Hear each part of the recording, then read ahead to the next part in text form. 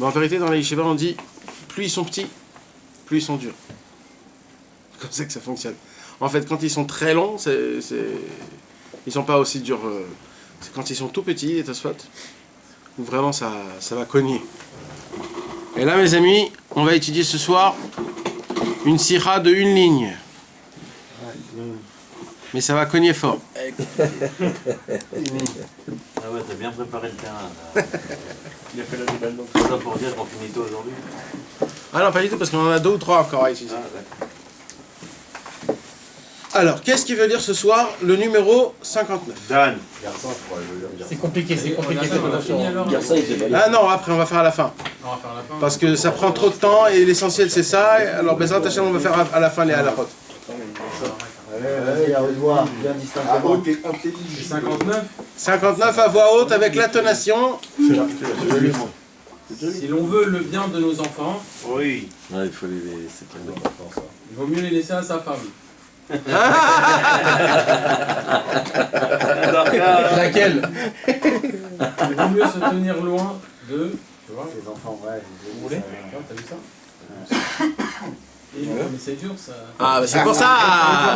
Alors, mais attends, d'abord. C'est très très dur. Lis. Les enfants pour leur bien. Stéphane, t'entends? Stéphane, J'entends rien. évitez d'être constamment à leur côté, à s'amuser avec eux. Le mieux est de ne pas les observer du tout. Commence pas, toi, attends. Genre, ils prennent confiance pour que tu t'amuses avec eux. C'est vrai que Ma femme, elle me le dit, du respect avec tes enfants. mais comme Après, ils prennent confiance. Hein, vous qui voulez toujours entendre des cours de Shlom Bayit ou alors de Chinuch Ha'iladim. Ça, tu devrais le dire, les femmes, dimanche soir. Ouais. dans un mois. Oh là, tu vas faire mal si tu leur C'est la discrimination, ça. Ah, mais ça va, nous, ça va faire mal. Ah, parce que c'est valable aussi pour les femmes. Tu vas avoir Les 400 hommes et les questions. Il faut pas être collé avec eux, c'est marrant. Attendez, mes amis. Tu as terminé? Relis. Relis s'il te plaît à voix haute. Si l'on veut le bien de nos enfants, Ouais. il vaut mieux se tenir loin d'eux, éviter d'être constamment à leur côté, à s'amuser avec eux. Le mieux est de ne pas les observer du tout. Par contre, il achète une pensée de nous. D'abord, c'est ce qu'il fait. Oui, C'est ce qu'il fait, ils frérot. nous observent. Il nous observe, mais il n'est pas avec nous, Kaviachol. Nous, on le sent pas. En vérité, en vérité, hein? On est perdu à cause de ça aussi. Ouais, mais ça, c'est notre problème. Mais attends, viens, on n'essaye pas. D'abord, on reste dans le contexte, et après, on voit comment ça se passe, d'accord? Il y a quelqu'un qui veut me le dire ça dans sa façon, dans son langage? Hein, qui veut me le dire? Tu me dis stop. Ça veut dire qu'il faut les laisser autonomes, quoi. Qu'ils soient autonomes tout seuls, quoi, directement. Je veux plus aller Faut plus les calculer. Parce qu'en réalité, en étant avec eux, on leur transmet, nous, déjà nos peurs, nos angoisses, non? Ouais, aussi, ouais. Ça, c'est ça, c'est à mon avis, c'est dû à ça déjà. L'essentiel, c'est pas ça, mais t'as raison. Ça, c'est un handicap qui vient après. Ah ben nous, c'est pas ça la vraie raison pour laquelle il faut pas être trop collé à nos enfants. Mais d'abord, viens, on explique ça d'abord, tout simplement. Parce que le rôle de la femme, c'est l'éducation de l'enfant, déjà. Ça aussi, mais quand même, Rabbeinu, il parle aussi un petit peu de la femme, aussi. C'est-à-dire, il parle pas que aux hommes, là, il parle aussi aux femmes, un petit peu. Pas comme nous. Vous savez, c'est quoi la différence entre les enfants d'Israël et les enfants de France? Vous avez déjà fait attention à la différence? Ils sont agités, ils chouchoutent. La liberté qu'on leur donne. Ils sont beaucoup plus Ils libres sont ici. plus chouchoutés en France que. Ils sont mis dans un Ils cadre. sont plus fifs, quoi. Ils sont plus jetés ici, quoi, tout simplement. Exactement. Et c'est pour cela que les Israéliens sont plus fifs. Quand ils ont besoin de quelque chose, ils l'ont. Quand un Français, il va attendre, il va rester. Il va dire, ah pardon, prenez ma place, oui, pardon, excusez-moi. C'est-à-dire, on les écrase, ils disent, excusez-moi, pardon. Hein? Un Français, un petit Français qui fait son alliance, sa maman lui dit, va chercher, mon chéri, du lait. Il va dire quoi, maman? Un Israélien, tu vois des enfants, des petites filles de 3 ans, qui te font l'achat de Shabbat tout seul. Tout seul avec la poussette plus grande qu'eux, elle mange comme ça. Ben mec, je le vois. Et ils font l'achat de Shabbat à 3 ans, les mecs. Dans le bus, tu les vois. Dans les bus. Qu'est-ce que je Ouais, rigole. ils prennent 2 bus pour arriver à Elles ont 100 l'école. shekels, elles arrivent, elle a 4 ans, elle est 15 fois plus haute que ça, elle arrive. Un ticket, autre truc, elle fait remplir la carte Carafcave et tout. Je dis, mais. Ça veut dire que moi, par exemple. Je sais pas, mais genre, c'est important d'amener les enfants le matin à l'école. Attends. Mais là, c'est Ah, bah, il faut les emmener. Attends, c'est pas ça qu'on parle. Là, on essaye d'étudier tous ensemble ce que Rabbi Nachman nous a dit, d'accord? C'est important qu'on le sache, c'est important qu'on le comprenne. Alors Rabbi Nachman, il dit, mais Sougal, Yoter, Lebanim. Ça veut dire, comment c'est écrit en français là-bas? C'est mieux pour les enfants, pour l'éducation des enfants, ça veut dire l'assurance des enfants. C'est ça. Ils se forment plus tôt. Et ils ont du bitachon, comme on dit, c'est-à-dire de la confiance en eux-mêmes. Ils croient en eux-mêmes. Par contre, un Français, quand je dis Français, je parle comme nous, on est un peu trop des peureux, les parents, et qu'on les garde et on les conserve chez nous à la maison, alors automatiquement, ils sont toujours enfermés et ils ont très peur de tout. Il faut leur expliquer 15 fois où il faut monter, dans quel bus, il faut compter combien de taranotes, combien il doit donner de l'argent, combien tu dois lui donner, et ainsi de suite, et comme ça, de long en large. Maintenant, mes amis, plusieurs fois on m'a posé cette question-là, et je suis sûr que c'est une question qui est valable pour tout le monde. Maintenant, même les personnes qui n'ont pas encore d'enfants... Allô, elles sont cassées les chaises, les prends pas là-bas, pardon. Même les personnes qui n'ont pas d'enfants et qui ne sont pas encore mariées, sachez mes amis que ce qu'on parle ce soir, c'est quelque chose de très important pour s'apprendre à soi-même, se connaître soi-même. Parce que ce qu'on va parler, c'est aussi de se connaître sur soi-même et c'est énormément important de savoir où on se situe. Alors, premièrement, il y a un rôle quand il y a des enfants et des parents. D'abord, vous êtes d'accord avec moi quand je vous dis qu'on a des problèmes d'éducation d'enfants? Oui. Ah oui. Ouais, et c'est juste un petit problème ou c'est le problème? C'est the problème. The problème, hein? Et des fois, parce que... Oui, mais attends, 2 secondes. Ok, nous d'un côté, c'est vrai que nos enfants ils ont peur. Mais après, d'un autre côté, les enfants ils sont polis. Donc la chutzpah israélienne aussi, c'est aussi un problème d'un autre côté.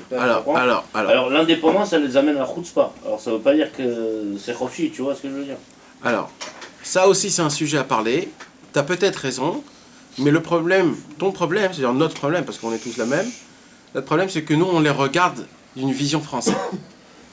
Mais les Français ils sont pas éduqués, c'est des bouffons. Alors quand t'es un bouffon et que tu regardes un Israélien, tu dis oui, lui il est pas poli. Mais toi t'es un bouffon.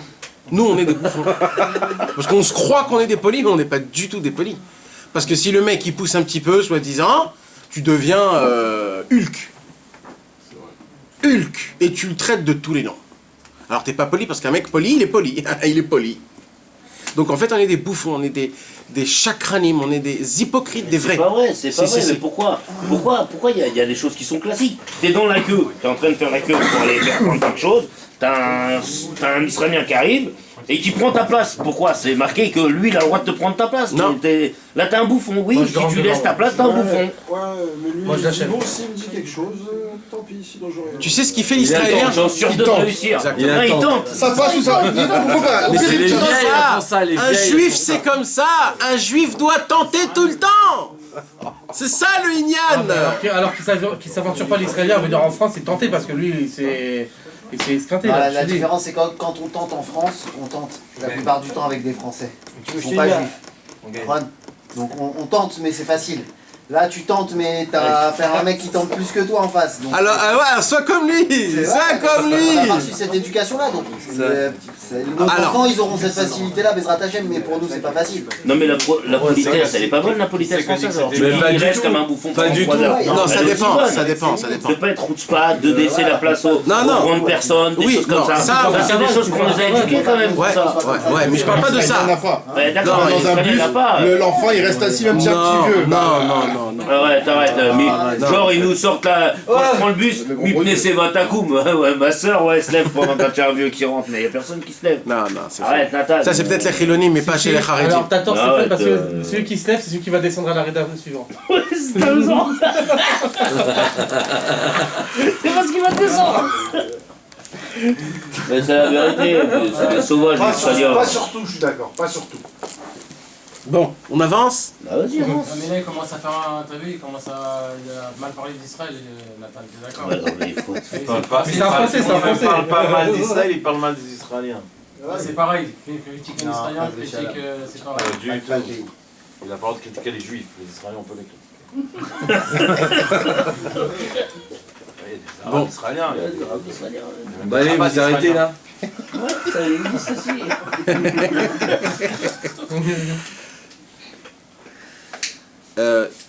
Il faut que je vous dise quelque chose. Dans la maison d'un homme, Akadosh Baruch Hu a appelé son temple sa maison. Et l'endroit là où personne avait le droit de rentrer, même le Kohen Gadol une fois dans l'année, personne, jamais, cet endroit était toujours fermé. Non, en plus, il y avait un autre truc à part du Kodesh HaKodashim, ça les personnes ne savent pas. C'était avant de rentrer dans le Kodesh HaKodashim, quand tu passais le Echal, le char à Echal, quand tu le passais, il y avait une chambre à droite, une chambre à gauche. Ces deux chambres-là, ça s'appelle Chadar Amitot. Cet endroit-là était fermé depuis la construction jusqu'à la destruction. Parce qu'on dit que c'est là-bas où Hachem il était. C'est fort. Et comment ils ont appelé ça? Chadar Amitot. La chambre à coucher. C'est de là où on dit que la chambre à coucher d'un papa et d'un maman, c'est l'endroit le plus sain qui puisse exister au monde. Pas comme ce que nous on croit, parce qu'on fait là-bas des choses, alors c'est... Non, pas du tout. C'est justement parce que là-bas tu t'accouples avec ta femme et que tu le fais pour créer des hommes et des neshamot, des enfants, etc. C'est l'endroit le plus propre, le plus haut et le plus cher aux yeux de tout le monde. Et ça doit être intime que pour le père, que pour la mère. Personne... C'est pas quand tu fais la Hanoukat Bay, tu dis ah, venez rentrer, voilà, ça c'est la chambre à coucher de moi et ma meuf. Ça, on fait pas ça. Ça c'est intime, c'est que pour toi et ta femme. Même les enfants, presque, on va dire. Non, rien du tout. Là c'est tu fermes. C'est pas quelque chose qui doit être ouvert. C'est quelque chose que tu fermes. Et si j'aurais pu dire aussi d'essayer de ne pas faire rentrer une télévision dans la chambre à coucher là où tu dors, ça serait encore mieux. Parce qu'une télévision, c'est de faire rentrer le monde extérieur dans ton lit. Ah, c'est pas très beau. Déjà, tu le mets dans toutes les chambres, bon, mais mets-le aux toilettes, si tu veux. Va aux toilettes, mets là-bas Si t'as les toilettes dans la chambre. Voilà, mais dans la chambre à coucher, c'est mieux. C'est bien de ne pas essayer de mettre. Mais ça, c'est entre parenthèses. Ce qui se passe, c'est quand un homme, Akadosh Baruch Hu, il nous donne le mérite de faire descendre une neshama. Quand un homme, il a des enfants, alors cet enfant-là, c'est en fait une photo, c'est une forme comment on dit, une shootafut, d'une association entre toi, ta femme et Dieu. Toi, ta femme et Dieu. La preuve que Dieu est, c'est nos enfants. La preuve que Dieu a du plaisir de toi, c'est tes enfants. Le fait est qu'un homme, il a fait un enfant, ça veut dire qu'Akadosh Baruch Hu, il est rentré, il a aidé, il a créé un enfant avec toi et ta femme. Il a été associé avec toi pour cette chose que tu as fait là. Maintenant, la chose la plus grave, c'est quand tu prends quand quelqu'un il donne de l'argent et qu'il investit. Quand tu prends cet investissement que Akadosh Baruch Hu a investi dans ton couple, parce que chaque enfant qu'un homme il a, c'est un investissement de Dieu. Il dit j'y crois en ce couple, alors j'investis chez lui. Et c'est quoi qu'il investit? C'est une âme. Il prend une âme et il attache à cette goutte pour que cette goutte puisse devenir un corps et qui devient humain, qui pense, qui mange, qui rigole, qui sourit, qui fait plein de choses. C'est un investissement de Dieu. Et Akadosh Baruch Hu, la première chose qu'il demande, c'est d'investir dans son investissement. Tu t'imagines, je vais à la banque, le banquier me dit, écoute, t'as un peu d'argent à côté? Il dit oui. Il dit, donne-les-moi, je vais t'investir ça dans Teva. Dans un an, tu vas me remercier. Et toi, tu investis, soi-disant. Mais après que tu as investi, qu'est-ce qui se passe? Après un an, il dit, écoute frérot, j'ai eu un petit problème. Ton argent est perdu. Alors il dit, attends, j'ai pas compris là. Quand tu m'as demandé, tu étais hyper chaud, souriant et gentil. Et là, tu me jettes. Mes amis, quand un homme, Chas v'Shalom, il s'occupe pas de ses enfants, c'est qu'il ne s'occupe pas de l'investissement qu'Akadosh Baruch Hu nous a investi. Il a dit qu'il ne faut pas qu'on s'en occupe. Non. Pas ça qu'on a dit. Il a dit faut pas jouer avec eux. Attends. C'est une autre chose. C'est deux choses différentes. Mais là, d'abord, venez, on explique. Gardez nos distances avec eux, il y a écrit. Ouais. Mais ça veut Pas trop les coller. Mais ça veut dire de pas quoi? jouer avec eux. Mais ça veut dire quoi? Alors pour vous, un enfant, c'est un joujou? Non, mais de pas leur prêter trop d'attention non plus. Oui, mais ça veut dire quoi? Ça veut pas dire de pas s'occuper. Tu peux t'occuper d'eux sans être avec eux. Ça veut dire quoi s'occuper? Alors voilà, alors les athlètes, alors on va parler de ça. On va parler de ça.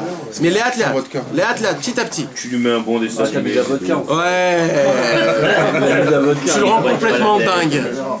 Alors, mes amis, Qui tiens, regarde, Donald. si on n'écoute pas ça, alors c'est dommage pour vous tous. Ça y est. Monsieur.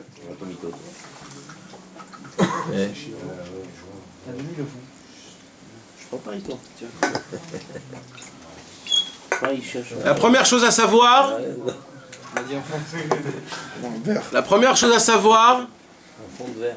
c'est que Akadosh Baruch Hu, il nous fait ce cadeau-là de nous donner des enfants. La première chose à savoir, c'est que les enfants ne nous appartiennent pas. On a fait ça. Tu nous l'as dit déjà. Ça. C'est dur déjà. Après, j'ai pas suivi. Hein? Tu peux reprendre ce que tu as dit? Ouais. La première chose pour comprendre ce que l'on va étudier ce soir, et mes amis, si vous ne posez pas de questions, ça veut dire que vous ne m'écoutez pas. C'est un prêt. Parce que là, ce que je suis en train de vous dire, c'est des petites bombes atomiques. D'accord? Alors, si vous ne posez pas de On questions... a déjà dit ça le matin que les enfants ne nous appartiennent pas, c'est des prêts. Ouais. C'est facile à dire. Picadone. Non, C'est mais Picadone, alors, voilà. C'était C'était la la- truc Pikachu. Hein? C'était la- Ouais, je me dis. C'est pour ça qu'on n'a pas le droit de les frapper.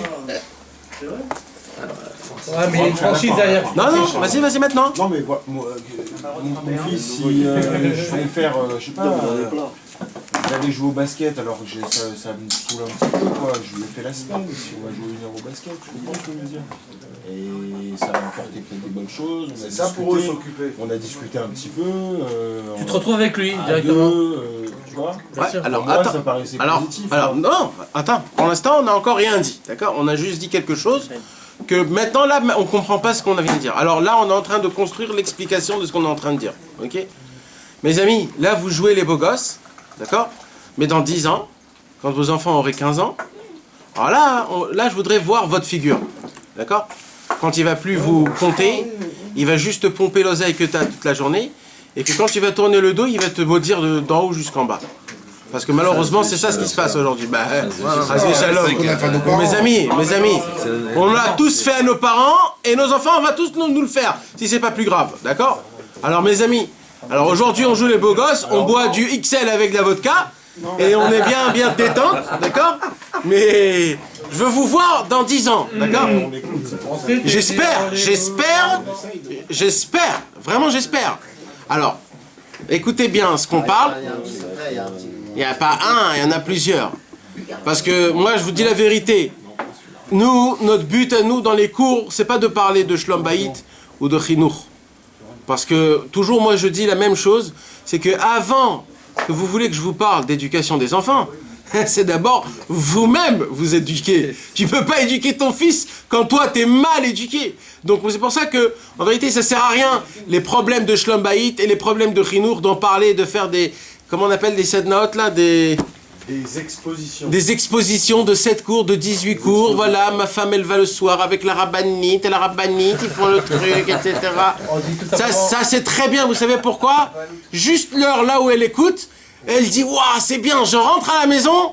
Et quand elle rentre à la maison, les enfants sont en pagaille, elle ne sait plus quoi faire. Exactement.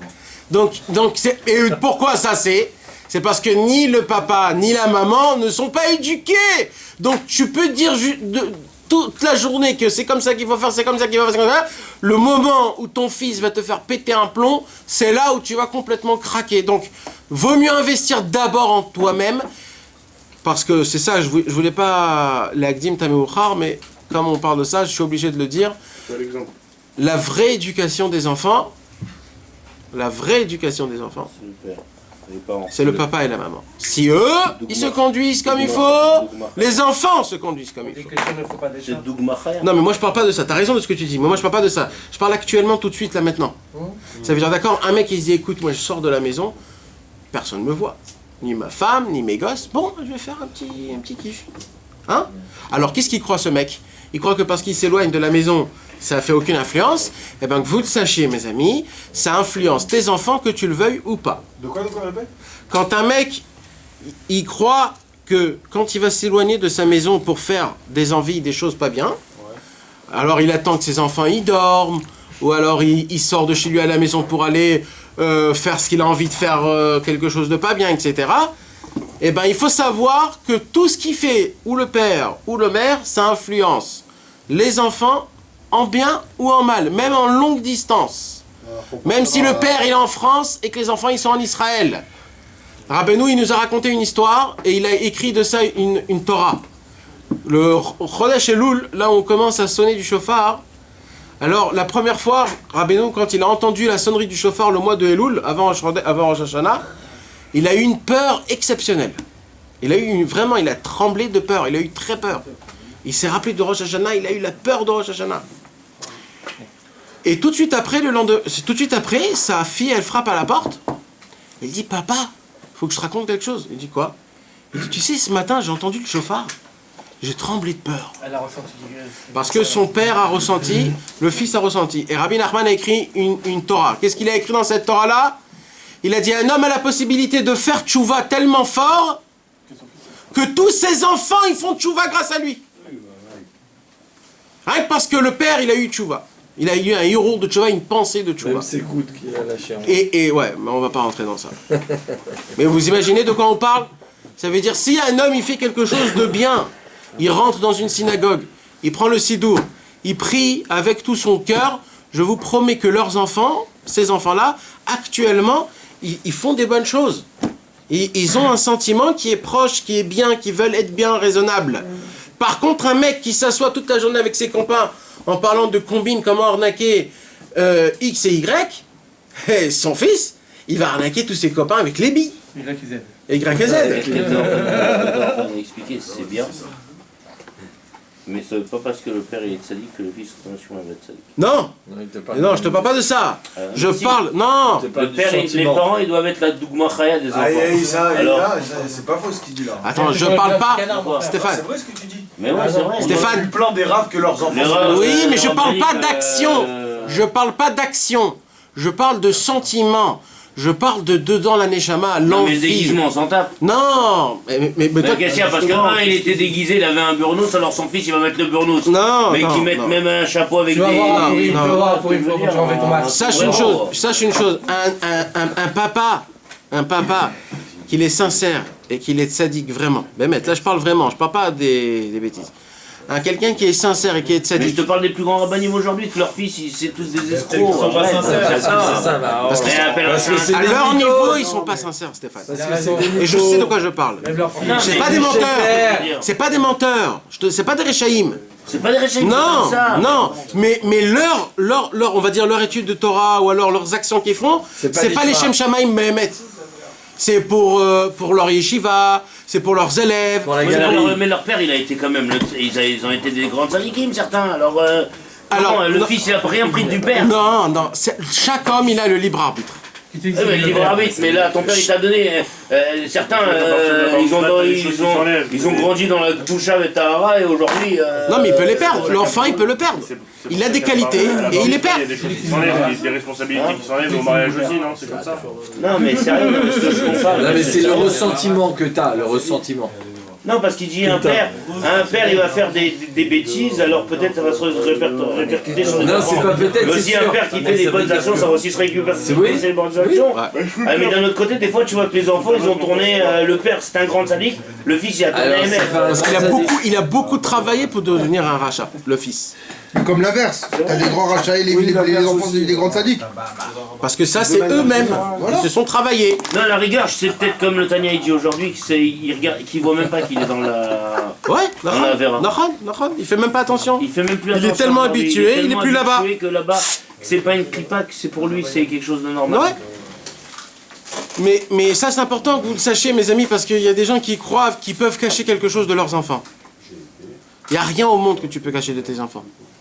Parce que tes enfants... À tes enfants. À tes enfants. À tes enfants. Il n'y a rien au monde que tu peux lui cacher. Rien. Ne crois pas... De toute façon, tu peux rien cacher à personne aujourd'hui. Tu sauras tout plus tard. Peu importe comment, tu Même à la femme. Moi, mais non, mais je te parle de tout, tous les niveaux. je te parle de toute petite chose. Ton fils, il a 2 ans. D'accord? Toi, tu veux... je sais pas, tu veux faire un truc pas propre. Un braquage. Tu veux faire un braquage. Non, mais je te parle un petit truc d'une petite minute. Tu peux pas mettre en un super grand effet. Le mec, je veux pas dire des choses, mais le mec, ou même pas, ou même dans l'internet, de faire c'est tout, 2 minutes, personne, rien, ni connu, ni vu, ni connu. Eh ben, il dit Rabbeinu, comme l'homme, il est attaché à son fils parce que son fils vient de son cerveau, et que son fils, c'est son sang, son fils, c'est sa chair, son fils est attaché. Tout ce que tu feras, ton fils sera le même. Il va faire la même chose. Quand il va te voir que toi tu es en train de dormir, exactement comme toi. Les mêmes vices que toi tu vas faire pour lui, il va te le faire pour toi. Parce que c'est ça, tu l'as fait. C'est comme ça. Maintenant c'est sûr qu'il peut changer. Ça c'est sûr. Si tu changes. Mais les chances, ils sont plus pour ça. Parce que s'il veut pas se travailler à lui-même, alors il sera comme lui. Si toi tu te travailles pas, ton fils se travaillera pas. Mais toujours on peut changer, je répète. Il y a le libre arbitre, on peut toujours tout changer. Je passe au niveau de pourcentage. Les pourcentages, ils sont plus pour qu'il suit son père que il se renforce. Mais on a toujours la possibilité de continuer et d'avancer. Et ton fils, ça veut dire que même quand ton fils il a 30 ans, ouais, même 70 ans, ouais. Il y a aussi l'inverse, l'effet inverse. Il y a aussi l'effet inverse que le fils change son père. T'as un fils? Ouais. Change son père. Ouais. Il y a ça aussi. Que l'enfant il change son père. Ouais. Ouais. Je crois que dans le bien. Que dans le bien, pas dans le mal. Ah, et le père et le fils, ça peut être dans le mal. Ouais. C'est parce que Tu peux changer ton père. comment c'est possible? Eh oui, malheureusement. Maintenant, venons, on avance parce que c'est pas ça l'essentiel, d'accord? Donc vous avez compris comme quoi il y a un lien qui est exceptionnel et énorme qui a attaché le papa avec ses enfants. Et qu'en fonction des choses qu'un papa y fait, c'est ça qui met à ses enfants. C'est fort parce que ça donne de la force pour bien faire les choses. C'est comme l'éducation des enfants. Quoi? Je dis, c'est pas une obligation non plus. De quoi? Que ça marche comme ça. C'est comme tu as dit, l'éducation des enfants, ça n'existe pas. Que quelqu'un t'explique comment on fait, parce qu'il n'y a pas encore de compte qui peut t'aider à mettre un truc. C'est pareil, c'est vrai qu'il y a un rapport entre ça et ça, mais ce n'est pas à 100%. La preuve, les enfants de Rabbi Israël. Alors on voit que les enfants de Rabbi Israël, malgré qu'ils sont comme ils sont pas comme les autres. Ouais, la politique, ça Non, moi je te promets que non. assis autour de toi, là, mon frère. Hein? Tu peux me la faire à moi, mon frère. Mais non, mais je te la fais pas. Je te la fais pas. Ah, même chez vous, vous avez des marlocotes. Razvé shalom. Allez, il faut aller dehors. Razvé shalom. Tu Non, mais vas c'est bon, ils sont pas compris. Celui-là, il trouve toutes les excuses. Bon, l'homme est chané. Venez, on avance un mais petit peu. sérieux, il a raison, quoi. S'ils ont Mais tourné non. MF, ils ont tourné MF. Mais non, mais il a dit c'est se donner les chances, c'est tout. C'est se donner. Je parle pas d'action, je parle pas d'extérieur, encore une fois, je parle d'intérieur, le sentiment. Mais c'est fort. Par exemple, le fils de Rabbi Israël, Nathan, on va dire que c'était le plus Razvé Shalom, d'accord? Le plus éloigné. Et ben, la dernière fois que moi je l'ai vu, et je parle de vraiment éloigné. Mais Met, ça veut dire Met éloigné. Et ben, la dernière fois que je l'ai vu, il m'a dit, je t'en supplie, achète-moi les disques des Zmirot de Shabbat, parce que je veux me rappeler de quand mon père il est chanté. Comme ça il m'a dit. Et tu sais moi ce que ça m'a fait quand il m'a dit ça? Tu l'as acheté ou pas? Il est parti. Décédé? Il est décédé 2 semaines après. Non. Tu lui as pas acheté. Il a quel âge? 50 ans? Ah ouais. Non, il était très âgé. Il avait 70 déjà, plus. Oh là là. Moi, je les aurais achetés, mais posés sur la tombe. Bon. Ouais. Pas parce que tu veux. Hein. Et il est mort. Mais lui, il a plus dit. Achète-lui un tournevis. Il est mort le premier jour de Hanouka. Cette année. L'année dernière. Son père, maintenant, il kiffe la Ah, musique Oman arabe. Non, Et ici. après qu'il va quitter ce monde, Il était ici. il va dire, putain, j'aimerais bien Tel écouter Aviv. la musique arabe qu'on peut écouter. Et lui, il est éloigné mamash. Tu l'as vu. Bah oui, je suis allé pour mon livre, pour qu'il le lise et qu'il fasse une dédicace. Et, non, qu'il écrit un mot, comme quoi il a vu ce que j'ai... Une recommandation. D'entendre des histoires, etc., etc. Et il m'a dit ça, et tu sais, et lui, je peux pas dire parce que c'est pas beau, mais il était pas, ça veut dire, il était pas... il était contre. Parce qu'il carrément contre. Bah, il a reçu des pierres toute sa jeunesse, parce que c'était un Breslev. On le dégageait d'école à école parce que c'était un Breslev. Comment tu veux que lui, il peut supporter quelqu'un? Toute sa jeunesse, on lui a jeté des pierres, des vraies pierres. C'est un vrai Breslev, celui-là. Mais Vadaï, c'est un vrai Breslev. Il m'a dit, il avait 60 ans, il m'a dit, je t'en supplie, achète-moi les disques des chants de Shabbat. Il m'a dit, je veux me rappeler comment mon père chantait. Et il avait 70 ans, ça veut dire... T'imagines que c'est quelque chose, frérot, c'est quelque chose, un homme qui veut... C'est pour ça, c'est pas pareil. Un père, et tu sais, je me rappelle plus, il y avait une histoire, mais je me rappelle plus, il faut que je voie l'histoire. Il y avait une fois, Pinchas, l'enfant de Rabbi Israël qui habite en Amérique. Le Rabbi Israël, il n'avait pas beaucoup de liens avec lui parce que c'était le plus petit enfant. Et à cette époque, Rabbi Israël, il était un petit peu en bagarre avec son fils parce qu'il n'écoutait pas trop. Et il s'est marié, et quand il s'est marié, il est parti habiter en Amérique à l'époque, et c'était quelque chose de chelou. Donc Rabbi Israël n'a pas vu son fils des années, ni de téléphone, ni rien du tout. Comme, on va dire, comme Rabbi Israël, il était très sentimental, donc ça lui prenait à cœur. Un jour, Pinchas, il décide de venir voir son père. Alors, comme il avait honte d'appeler son père et de lui dire « je viens », alors il a dit à Tzipora, à sa sœur, il a dit « Tzipora, va aller chez papa, chez Rabbi Israël, dis-lui que je viens ». Alors Tzipora, elle vient chez Rabbi Israël, et il dit « Papa, comment ça va, etc. Tu sais, Pinchas, il veut venir à la maison ». Et là, Rabbi Israël, comme un lion, il se lève, et il dit « Tamé omé toumé, cet homme de impur, je veux pas le voir, qui dégage, qui n'ose pas venir ». Comme ça, il dit sur son fils qu'il n'a pas vu des années. Et Tzipora, elle commence à pleurer. Et Rabbi Israël, il crie encore plus, il insulte. Il lui dit, ou le shomer Shabbat, il est rien, c'est pas mon fils, c'est rien du tout. Je veux pas le voir qui rentre pas, et s'il rentre, je veux pas lui parler. Elle ne savait pas quoi faire. Alors Tzipora, elle a appelé Amram. C'était le petit-fils de Rabbi Israël d'une autre fille, que c'était un homme très important, c'est lui qui a fait le Keren, c'est lui qui a tout fait le... Elle a dit... Le père Hashmonik. Et elle a dit, Tzipora, Amram, elle a dit... Amram, il faut vite que tu viennes parce que Pinchas il est dans le chemin et s'il vient et rentre et il le voit d'une façon pareille, c'est la folie. Et vite Amram il est venu et Amram il avait une sagesse très grande, ça veut dire c'était un homme, c'était pas un homme comme nous quoi, c'était un mec qui avait, il était posé, il savait comment. Alors il s'assoit, il commence à parler de Rabbi Israël, il parle avec lui et il dit à Rabbi Israël, j'ai une question à te poser. Il dit ok, il lui dit dis-moi, j'ai un ami qui est très loin. Il est très très loin du judaïsme. Mais au fond de lui, il est très proche. Comment il faut que je me conduise? Il faut que je l'éloigne? Il faut que je le rapproche? Alors Rabbi Israël dit, Bevadaï, qu'il faut le rapprocher, il faut tout faire pour ça. Il dit, ah. Et là, il dit à Tzipora, il dit, vas-y, je suis là, vas-y maintenant. Et elle chauffe. Et Tzipora, elle lui dit, Rabbi Israël, il dit, papa, qu'est-ce qu'on fait pour Pinchas? Et là, Rabbi Israël, il regarde Amram. Il a compris le mystère. Non, mes amis. Non, il faut savoir qu'on parle de tzadikim. C'était pas quelqu'un que tu pouvais le mettre dans sa poche. Parce que là, Rabbi Israël, il a compris le remède du ciel. Alors, regardez la sagesse et l'humilité de Rabbi Israël. Rabbi Israël, il voit Amram. Maintenant, juste pour vous expliquer que Amram, c'est Rabbi Israël qui l'a fait grandir. C'est-à-dire, c'était son fils, quoi. Il a grandi chez lui, il a éduqué. Donc, Rabbi Israël, maintenant, il pose une question à Amram. Et qu'est-ce qu'il dit? Il dit, Amram, qu'est-ce que t'en dis? Mon fils, il vient. Mais mon fils, il a tout jeté. Est-ce que je le rapproche ou pas? Alors Amram, il me dit, c'est vous qui avez répondu à cette question. Il lui dit, mais quand même, t'as vu ce qu'il a fait? Amram, il a dit, mais Gadol HaShalom, la paix est plus grand que tout. Alors il a dit, il faut vraiment que je me travaille fort parce que ça va être très dur de me retenir. Alors il dit, t'inquiète pas, Rabbi Israël, Hachem il va t'aider, Rabbeinu il va t'aider. Et Pinchas, il est venu plusieurs jours après, on va dire, je sais pas quand. Et Amram, il était là-bas, et Tzipora était là-bas. Et Pinchas, il rentre.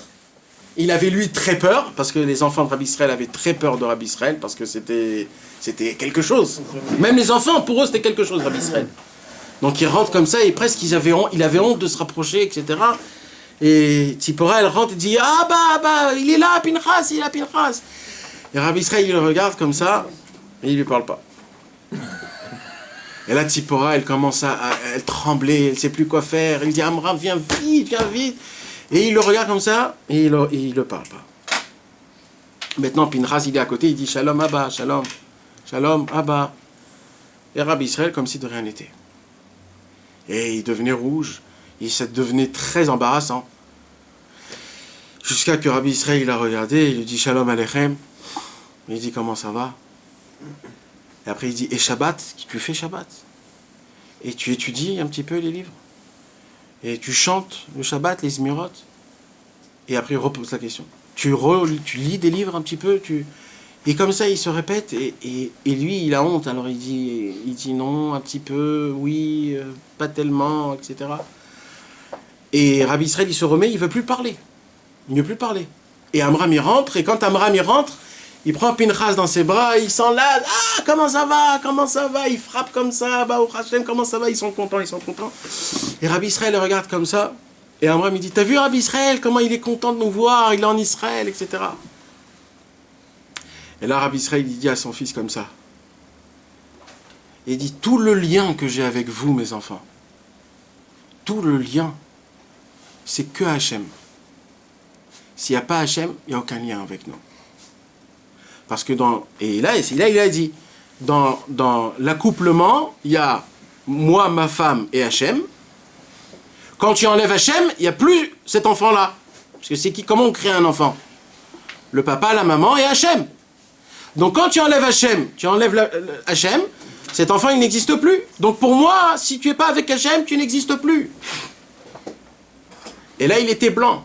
Il a dit, Aval, Yesh Rabbeinu! Yesh Rabbeinu! Il y a un Rabbeinu pour ça. Rabbeinu, c'est lui qui fait quoi? Qui ramène Hachem à nous pour qu'on puisse avoir une...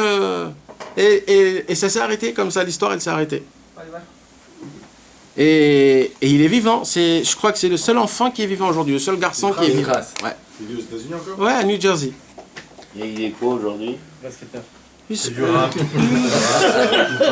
Ça, il est pas Breslev.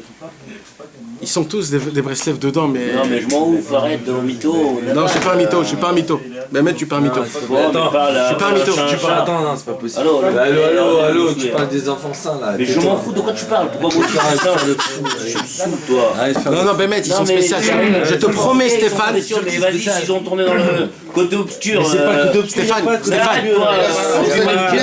Allô, Obi-Wan Kenobi aussi, il était pur. C'est comme la larve qui dit, mon frère, un homme... Tu veux pas dire ça? Tu veux pas dire qu'il était impur? Tu vas pas dire que j'ai pas dit que j'étais impur, tu m'as pas entendu dire ça. Stéphane. Je me permettrai pas de dire ça. Un jour, on a posé la question à Rabbi Israël, un malfaiteur a posé la question à Rabbi Israël, il a eu l'audace de poser la question à Rabbi Israël, pourquoi tes enfants n'ont pas la kippa? Et Rabbi Israël a commencé à pleurer. Et après, il s'est remis, et il a dit, des enfants qui ont reçu des pierres toute leur vie, et qui ont été martyrisés, parce que c'était des Breslev, par qui? Par des gens qui avaient des péotes et des barbes. Il a dit, c'est encore un S qui peut voir quelqu'un qui a une kippa. C'est un S. Tellement ils ont souffert. C'est pas chaud, on peut pas comprendre. Mais on peut pas comprendre. Arrête, Stéphane, c'est comme tu dis. Arrêtez de me raconter n'importe quoi, mon frère. Il chauffe là. Non, là, c'est très sérieux. Mais arrête de faire le fou. Pourquoi des gens qui sont passés... On a vu des gens qui ont vécu la Shoah, qui mettent encore les teufs. Et pourtant, comment Hachem, il était pas là. Et pourtant, il pensait comme ça. Mais ils mettent encore les teufs. Alors arrêtez vos bêtises, là. On n'a pas dit que c'était des tzadikim. On n'a pas dit que c'était des tzadikim. De quoi? Les enfants de Rabbi Israël. On n'a pas dit que c'était des tzadikim. Mais ils sont spéciaux. Je te dis qu'ils sont spéciaux. Mais mec, ils sont spéciaux. C'est des personnes qui sont spéciales. Non, ils sont spéciales dans leur façon de vivre, leur façon de parler, leur façon de voir les choses. C'est des gens spéciaux. Quand ils vont voir un pauvre, ils vont se casser en 10 pour l'aider. C'est des choses comme ça, malgré qu'ils n'ont rien du tout. Ils ont un cœur rempli, c'est des gens qui sont spéciaux. Mais c'est sûr. Non, c'est tout ce que je voulais dire, c'est tout. Non, mais. Je dis pas plus que ça, tu comprends? Je dis pas plus que ça. Mais ce que je n'arrive pas à concevoir, c'est de dire, ouais, parce que le père il était comme ça, alors les enfants automatiquement c'est comme ça. J'ai pas dit ça, j'ai pas dit ça. J'ai dit que le Rabbi Israël a donné quelque chose à ses enfants, que cette chose-là, c'est resté avec eux jusqu'à la fin de tous les temps. Je peux vous raconter une autre chose, d'accord? Je vais te raconter une autre chose. Rabbi Israël, il a une autre fille qui habite à Petar Tikva, d'accord? Et la pauvre, cette fille, elle a la maladie du Alzheimer. Maintenant, c'est très dur de vivre avec elle. Elle est très âgée, c'est très dur, etc. Et son mari, je suis allé le voir, il s'appelle Israël Schaeffer. Et je lui dis comment elle va, je voulais entendre des histoires de Rabbi Israël qu'elle nous raconte. Elle m'a dit, elle a le Alzheimer, etc., etc. Je lui ai dit, bon, alors toi raconte-moi, il nous a raconté, etc. Il m'a dit, mais tu veux que je te dise quelque chose? Ça, c'est le gendre. Hein. Tu sais, le gendre, il n'est pas toujours pour le beau-père, etc. Donc le gendre, il dit, tu sais, je vais te dire un truc. Il dit, je vais te dire un petit secret, tu vas peut-être me prendre pour un ouf, mais je vais te dire quelque chose de vrai. Il m'a dit, tu sais, ma femme et ses sœurs, ils parlent avec Rabbi Israël toute la journée. Rabbi Israël, ils viennent, et il leur dit des choses, et ils font exactement comme il leur dit, et grâce à ça, c'est-à-dire que Rabbi Israël, il a des liens avec ses enfants, même après mort. Ça m'étonne pas. Et ils viennent dans les rêves, il leur dit ça tu feras, ça tu vas pas faire, avec ça tu vas... Et il me dit plein de choses.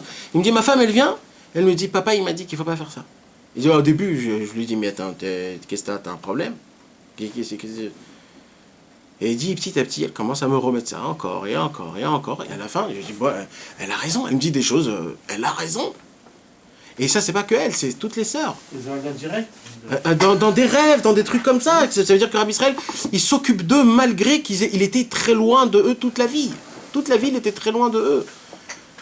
C'est un instinct paternel aussi. Combien il y a eu d'enfants? 10. Et un qui est mort affamé. Bah, le petit qui est Le niftar, petit. quand il était à Tibériade. Ouais. Un qui était mort affamé. Donc maintenant, alors, ce qui se passe, mes amis, c'est ça ce que je veux qu'on parle. Dans la maison d'un homme, il y a toujours le rôle d'un roi, d'une reine et des enfants. Il faudrait ouvrir le Rambam pour essayer de voir ce qu'il y a écrit, comment une maison de juifs doit se conduire. Comment on doit considérer notre femme et comment on doit se considérer et considérer nos enfants. Et là-bas, il y a écrit qu'il faut considérer notre femme comme une princesse. Et nos femmes doivent considérer leur mari comme un roi et plus, il y a écrit. Maintenant, quand un homme, il se considère d'une façon telle, ce qui se passe, c'est que quand après il va éduquer ses enfants, c'est d'une autre façon, c'est pas d'une façon normale. Comme un père, il éduque ses enfants parce qu'il en a marre et les enfants l'aura énervé, donc il va lui donner une gifle ou alors qu'il va lui crier et qu'il va lui dire des gros mots à son fils parce qu'il a énervé. Ça s'appelle de le encastrer et ça s'appelle de lui faire rentrer des doses horribles dans l'enfant qu'après il va grandir, jamais il pourra changer. Quand un papa ou une maman ils disent des gros mots sur les enfants ou alors Shalom, des paroles qui sont pas bien, il n'y a pas plus grave que ça au monde. Il n'y a pas plus grave que ça. Ça s'appelle des coups de couteau. On donne des coups de couteau à nos enfants, tout simplement. Et il n'y a aucune excuse qui peut expliquer ça. Aucune excuse qui peut expliquer ça. Maintenant, ce qu'il faut savoir, donc, c'est qu'il y a un rôle à jouer. D'accord? Il y a un rôle à jouer. Akadosh Baruch Hu il t'a donné un investissement. Cet investissement, c'est quoi? C'est un enfant. Akadosh Baruch Hu, il te dit, je vais te donner un enfant. Pendant 18 ans, il sera à toi, cet enfant-là.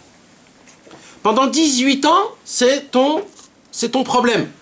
Toi, je te le donne pour que tu puisses le faire grandir, lui donner de l'amour, l'éduquer le plus que tu peux, et à l'âge de 18 ans, quand moi je vais le reprendre, ça veut dire je vais le voir, il va être tout seul, je veux le voir comme quoi il peut se conduire comme un vrai humain. C'est quoi un vrai humain? C'est quelqu'un qui sait se corriger, sait se diriger. Il fait pas tout ce qu'il a envie, parce qu'il sait que tout ce qu'il a envie, c'est des choses qui sont pas très bien. Et ça, c'est qui donne ça? C'est le papa et c'est la maman, ils doivent l'éduquer. Maintenant, ce qui se passe, c'est que, en fur et à mesure du temps, c'est pas du tout comme ça qu'on fait. D'abord, on croit que les enfants nous appartiennent. Donc, on se permet de les frapper, on se permet de les juger, s'ils sont bien, s'ils sont pas bien, espèce d'abruti. Vous savez, ça s'appelle juger un enfant quand vous disiez espèce d'abruti. Espèce d'imbécile, va, t'as pas vu ce que t'as fait? Quand il jette une assiette ou un verre qui se casse, ou des choses comme ça, qu'on le prend et qu'on le martyrise. Tout ça à cause de quoi? Un verre qui s'est cassé qui coûte 2 shekels. C'est ça ton problème. Mais prends 10 shekels si c'est ça ton problème. Mais si c'est toi qui le fais, ça tout va bien. Hein? Ouais, exactement. Quand c'est toi qui le fais, il n'y a personne qui te gronde parce que ce que tu fais, c'est bien. Par contre, quand c'est tes enfants qui l'ont fait, alors là, tu ouvres ta bouche, ta Jora, ton égout, et tu vomis tout sur l'enfant, le pauvre l'enfant. Maintenant, c'est un enfant. C'est un enfant. Il n'a rien fait de mal, il n'a même pas fait exprès. Et nous, qu'est-ce qu'on fait? Le père ou la mère, qui normalement, il doit le plus l'aimer, il doit le plus avoir de la pitié et de la miséricorde. Si ça serait quelqu'un d'autre qui lui aurait dit à ton fils, espèce d'abruti, toi tu viens, tu lui donnes une droite. Alors toi, tu te permets de l'appeler abruti. Mais quand c'est un autre mec qui va appeler abruti ton fils, là non. Ah, mais de quelle permission tu te permets, toi, d'appeler comme ça tes enfants? Je parle même pas quand un mari parle comme ça de sa femme. Ça, j'en parle même pas. Hein. Maintenant, ce qui se passe, c'est que... C'est Elle a plus de 18 ans. Pour la femme, c'est moutard. La femme, c'est moutard. Non, mais parce que l'enfant, c'était à Dieu jusqu'à 18 ans, tout ça. Tu insultes ta moitié, frérot. C'est ta femme, ouais, Elle est bête, elle est bête. Mais c'est toi, tu Elle parles est à belle, toi. mais elle est bête. Qui? La reine. C'est justement par ça que tu dois le plus l'honorer. Rien que pour ça. On va les fleurs. Rien que pour ça. Le problème, c'est quoi? C'est un enfant, hein, il recherche le patron. Un enfant, il cherche son papa. Quand je dis il cherche son papa, c'est pas qu'il cherche le corps de son papa. Il cherche un vrai papa. Un meneur. Un dirigeant. Il le cherche. On est tous un petit peu après la recherche d'un mec qui va nous dire va à droite, va à gauche, fais comme ça, ne fais pas comme ça, etc. Le problème, c'est que quand il voit qu'il n'y a pas de papa, alors c'est lui qui prend le rôle. C'est lui qui prend le rôle. Est-ce que vous comprenez de quoi je vous parle là, les gars? Moi, j'ai pas compris. Pour moi, il décide de tout, quoi. Genre, Non, pour moi, le papa, de ce que j'avais compris, c'est l'idole de son enfant. Ah, attends. Ah, je suis trop